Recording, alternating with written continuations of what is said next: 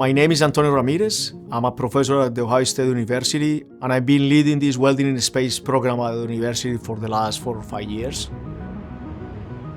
We are basically the only ones applying high-speed videos where we can replicate temperature change, vacuum, and also gravity to simulate the space condition.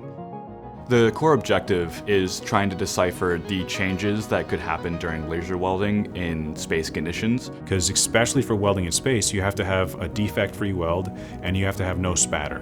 It's about building very large structures in space. We are about to start colonizing the moon. We are launching a nuclear reactor by 2030. So it's much easier. Ship the parts, unfold some of them maybe, but put it together on space. We really need welders there. With pulse laser welding, the laser is only on for a very small amount of time, which allows us to have higher peak power. And when we weld on that, the material liquefies and solidifies incredibly quickly. With the Phantom camera, what we're observing is how the weld pool is evolving throughout the entire weld. Allow us to look at phenomena that happen in microseconds or even fractions of that. You can see a process that no one really is able to see just perfectly, like crisp and clear.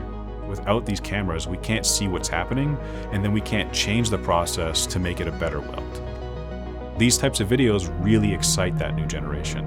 When they can see all the complex things happening, they can see how all the math and science they're learning is applied, and the really fun stuff you get to do.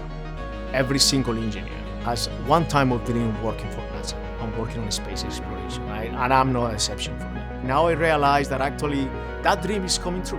I actually put in my little piece to make sure we develop technology that is going to enable NASA and humanity as a whole to actually explore space on a more safer and sustainable way.